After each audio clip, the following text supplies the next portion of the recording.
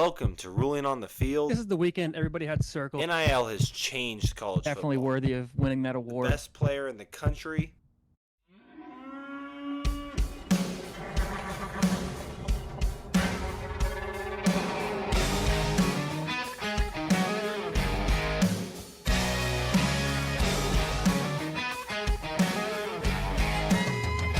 Welcome to the show. Welcome to the home of the world's biggest rodeo, where the stars light up the night underneath that Texas sky. Welcome to the show. Are you ready for a ride? Yeah, you better buckle up and hold on tight. Where the Bayou City streets meet the country roads. Welcome to the show.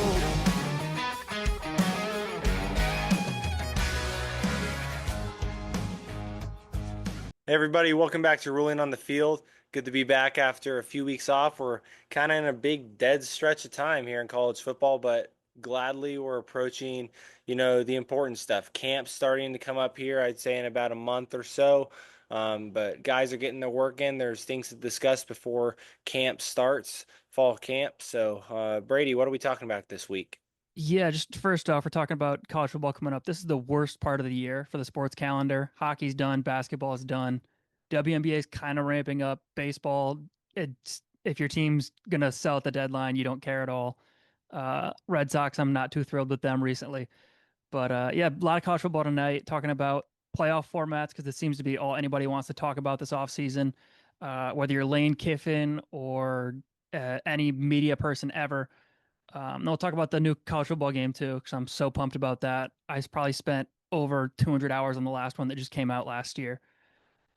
Starting with the playoff. Any hot takes off the top?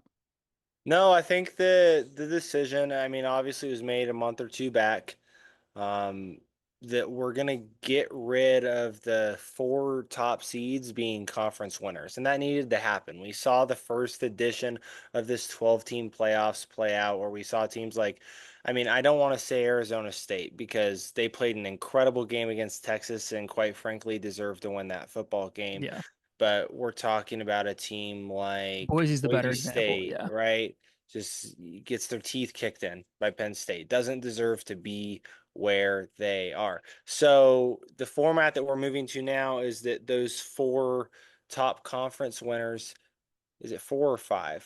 It's the still the top five Okay, so highest. it is top five. So the top five highest conference champions get an automatic bid. That does not mean that they are the top four or five seeds. It is the four best teams in college football by the committee that will get those top four seeds. So they could be three from the SEC, one from the Big Ten, two from, one conference, one from two other conferences. So that's going to benefit a little bit more because we are going to see like the teams that deserve to have that bye week.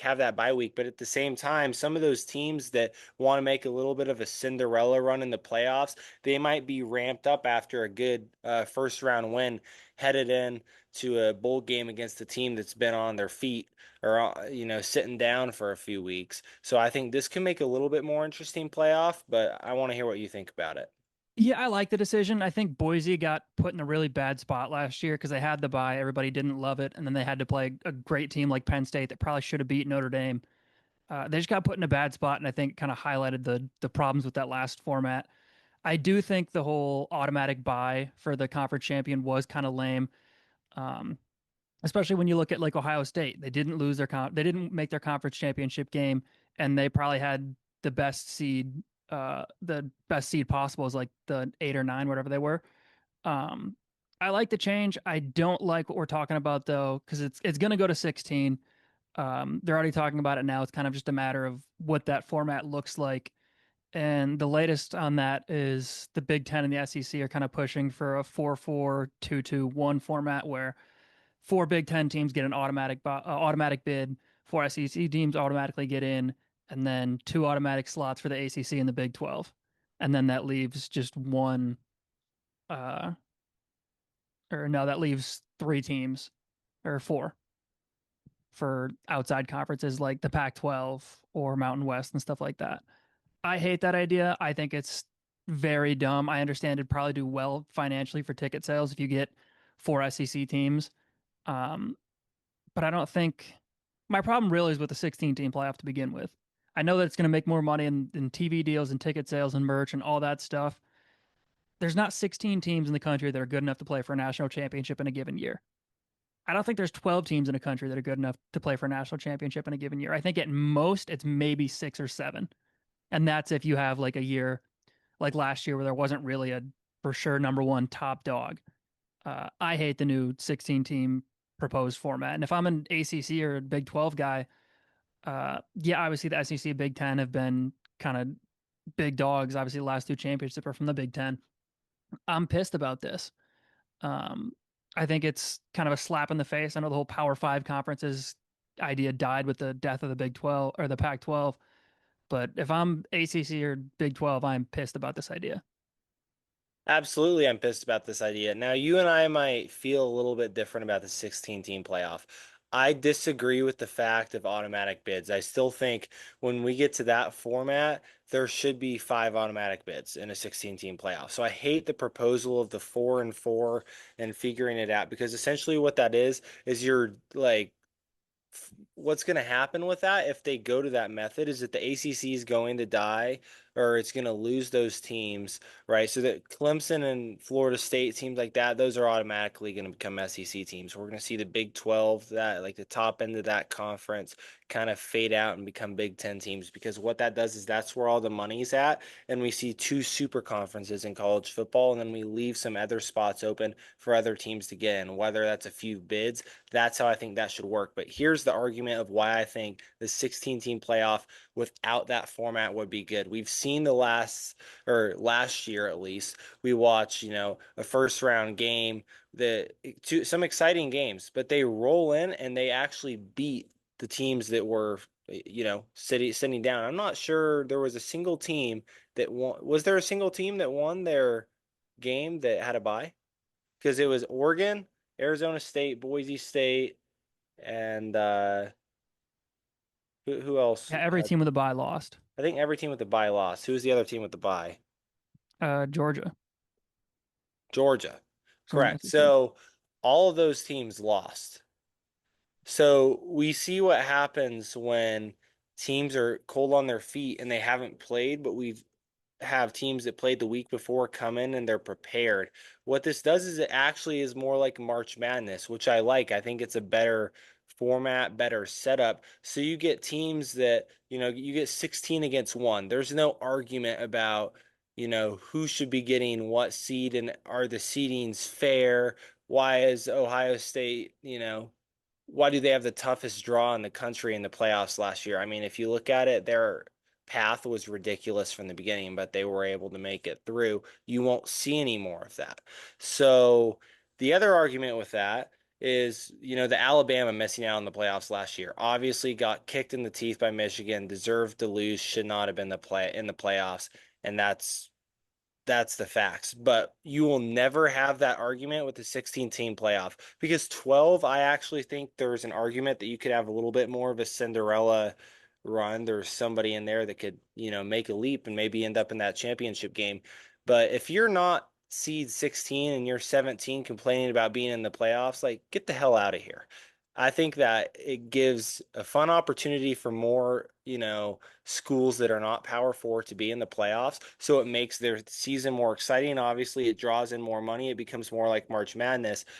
But there's no argument for teams that are missing the playoffs. Yeah, that's the only good thing I like about the 16 team playoff is that we're not going to have teams 17 through 19 arguing that they should have been in, because I think anybody can look at that and laugh at them, point and laugh and say how dumb you are. I don't love I understand what you're saying about being more like March Madness where you can have a team go on a Cinderella run. I do think it's different than basketball in the fact that it's way easier in basketball for North Texas to beat Duke than it is for North Texas to beat Alabama and then Ohio State and then Oregon in a playoff for football. I 100%. think and if we had like a 14 playoff, I think it's if somehow Boise State got in a 14 playoff, I think it could totally happen where we see an underdog Cinderella run because you got to win 2 games. But I think when you're playing 16, you have to win 4 games as a lower seed coming from like the MAC. I don't know that we'll ever see it happen. But here's the argument. I think when you watch a game, like a regular season college basketball game, there's no shot that St. Peter's goes in and beats, whoever they're playing, right? A 15 seed beating all those teams in a row. That Purdue, it does not happen. But because it's March Madness, it's something that could happen. Now, that's something that I feel like this would open up a little bit more opportunity for in football. We'd see it more often because it's just like, oh my gosh, like the playoffs are here, anything can happen. And it kind of builds that dynamic that eventually it's going to happen. And it becomes a kind of like one of those traditions where, one of those teams is going to pull off an upset just because of, it's like tradition. You expect it to happen. Um, I think that would actually come from this format and make it more exciting for more people. Yeah, but then you got to look at it like this: like March Madness, you're playing at neutral sites.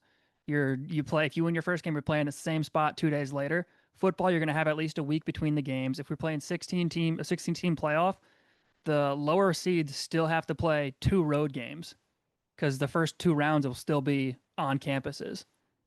So imagine having to play two. Let's say you're Central Michigan, and your first draw is you have to play at Ohio State. You magically go into Columbus and you beat Ohio State in the first round. You're still going to be the lower seed. Let's say Tennessee is above you on that bracket. They then you're still going to play at Tennessee next. I just don't know how that, and that's why I think it's so much harder in football to do because I mean, look at the NFL playoffs. It's one game, anything can happen. But basketball, look at the NBA. It's you play a 7 game series for a reason. It's way easier to have an upset in basketball. Ball doesn't bounce your way. That's why you play 7 games. Not everything's a 1 game playoff. I think football and basketball are just fundamentally different in the fact that, yeah, upsets can happen in a single game, but I think it's way harder for a team from the MAC or the Mountain West to go on a run and beat multiple Big Ten SEC teams on the way to a national championship. Do you think that that could happen if they moved games to neutral sites? Maybe I Because still think because it's because here's my argument. You're talking about 16 teams. It's 8 games. There's 8 stadium at that point in the season. There's 8 stadiums in the NFL who are not hosting games that weekend. There's 16 actually. There's 16 stadiums in the NFL who are not hosting a game that weekend. So there's plenty of places for games to be played. I feel like there's opportunity to make it make it a little bit exciting in the playoffs by doing that. Now, nobody's proposed that idea. I just think it's how it should happen. I think it's important to go to 16. I think once you left 4, there's the only ways they could have gone should have been 8 or 16. I hate the number where there's teams with buys. It takes away from the college sports aspect of it. You don't get that in other college sports. Baseball, it's not that way. Hockey, it's not that way. Basketball, it's not that way. The 3 of the 4 major sports are not that way. So it's weird that football is. Yeah, I think I like the idea of playing it at like inactive NFL stadiums for teams that have a bye or an away game or something like that. My problem is I just don't see how these ADs and these coaches are going to agree if you're Ohio State and you're the 5 seeds, you don't have the bye, but you have a first round home playoff game. I don't see them giving that up and being like, oh yeah, we're gonna go play that at Lucas Oil instead. Like no AD or coach in the country is gonna want to get, even if they are playing Western Michigan in the first round, they're never gonna want to give up that home field advantage. Even though I think it would be good for the sport. What if it was one of those where the first round was all road games, but if you made it through the highest seeds would keep home games. So what if you saw like two, think about it. Obviously, they're going to have to go on the road, a team that upsets somebody and beat another good team. But what if 2 teams upset 2 teams and you end up playing a home game at, University of Ohio for the playoffs? How electric would that be? Yeah, but then in that you Or I don't Ohio it would I University. don't think it'd be possible because you'd still have teams have buys in the 16 team format. So whoever those higher ranked seeds are, whoever the teams have the bye would be presumably the conference champions. So you're never gonna have you'd have to have like Boise go on and beat a Tennessee and then happen to be in the slot that plays the lowest ranked bye team, which would, in very few circumstances would that be somebody from the MAC or the Sun Belt. Yeah. It's Um, it's true, but I mean, just speaking in the possibility, I think it's something that would open up more opportunity to bring a bigger brand to more schools.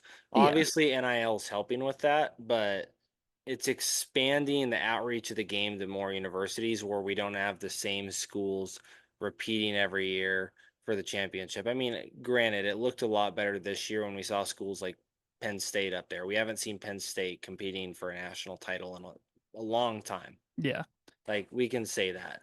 Arizona State putting on a run in the playoffs. That's great, but can we consistently open that door year after year? yeah. So if you had to design a playoff format, how would you do it? It sounds like you're a 16 team guy. In your ideal world, you're the commissioner, you're the head of the NCAA. What are you doing? 16 teams. I think the four top or the five conference champions get automatic buys. I think that the Big Ten and SEC champions get the top two seeds, hands down. That has to happen.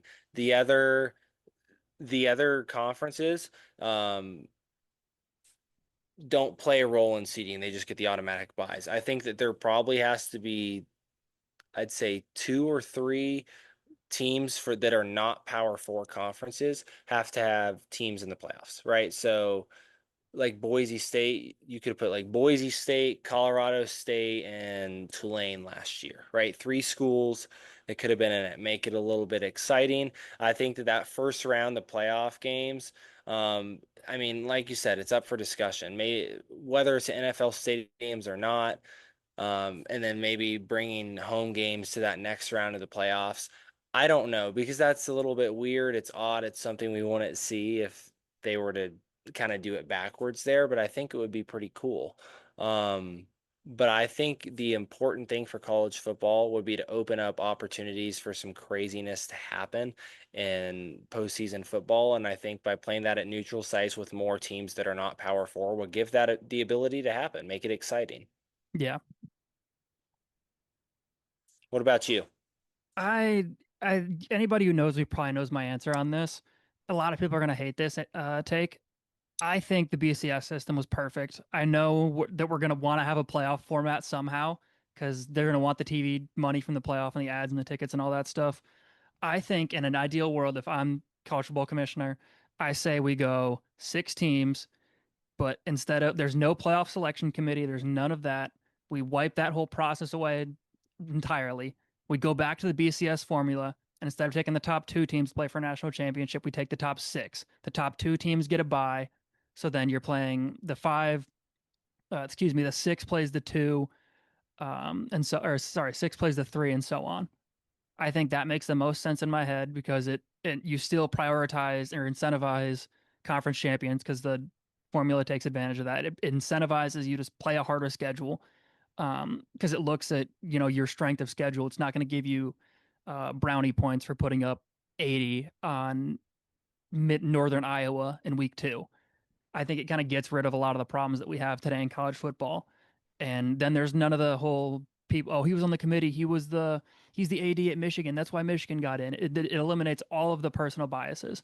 And I think we had an awesome system with the BCS. I think very rarely a few teams did get screwed out of spots for national championships, but I think it happens so rarely. And I think if we do the top 6 teams, there's very little margin for error.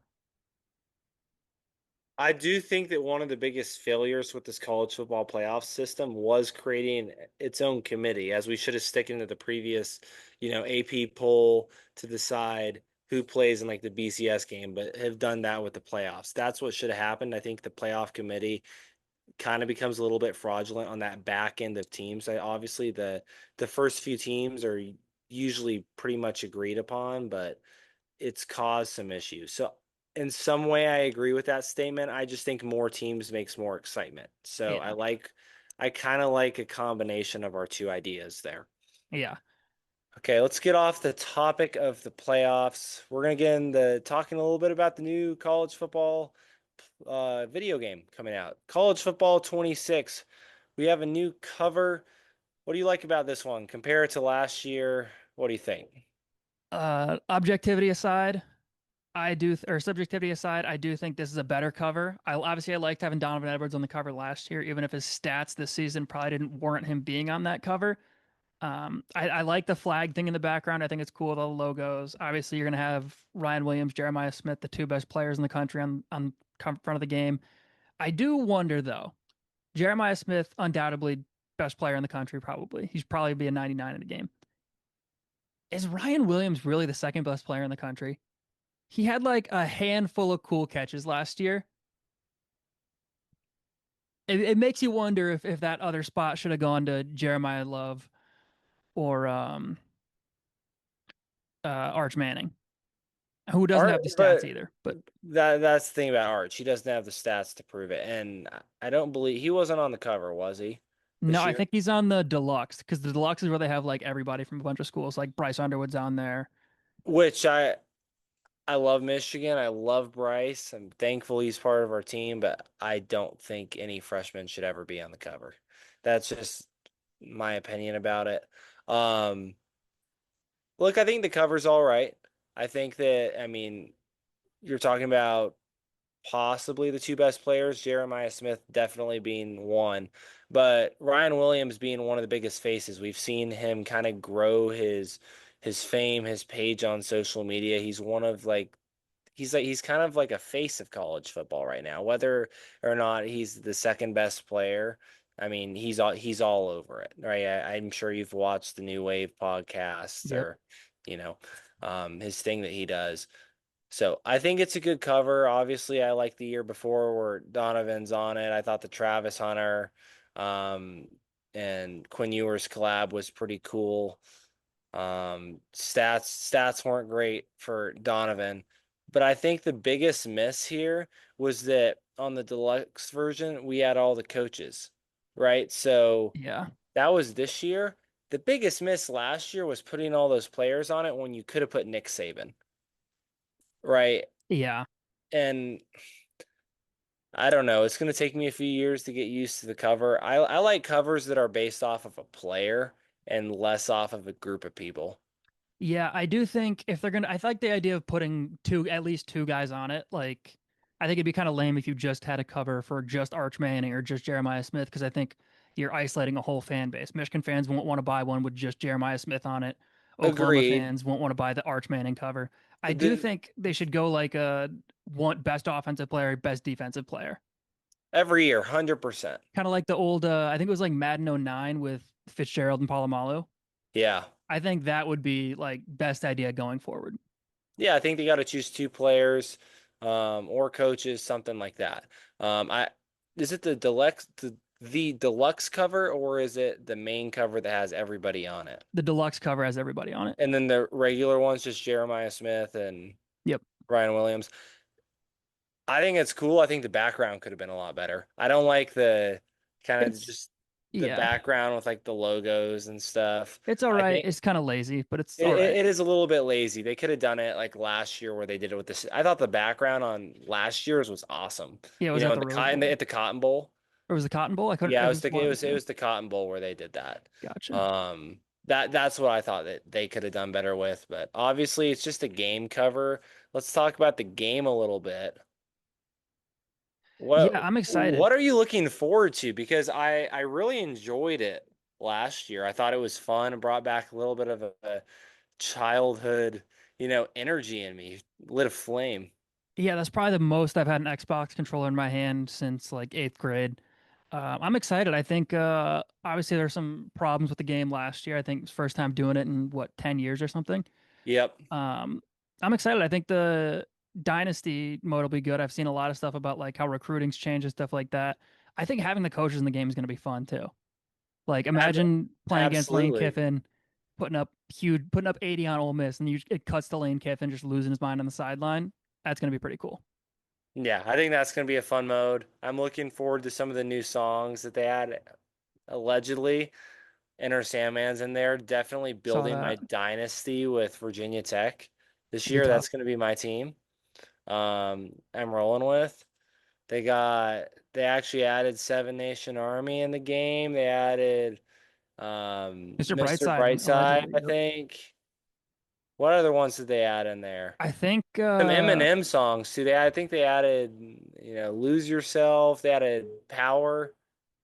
So all sorts of fun stuff. yeah, I think Rocky Top's in for Tennessee too, but I'm not for sure on that. Yeah. Well, all right. Next weekend we're gonna go, or next week, I should say, next Wednesday, Thursday, we're gonna go over what our top returning players are at each position across the board. We're talking cornerbacks, safeties, quarterbacks, running backs, wide receivers, defensive linemen. I mean, probably not going to get into kickers, but we can if we want to. But all sorts of fun stuff. We're going to have a little bit of a debate, like who's the most exciting players to watch this year. So, looking forward to doing that. Brady, it's good to be back. We're getting a little bit closer to the fun time of the season. Hopefully, we can come up with some more to talk about over the next 3 weeks or so. Can't wait. Go blue. Go blue, man.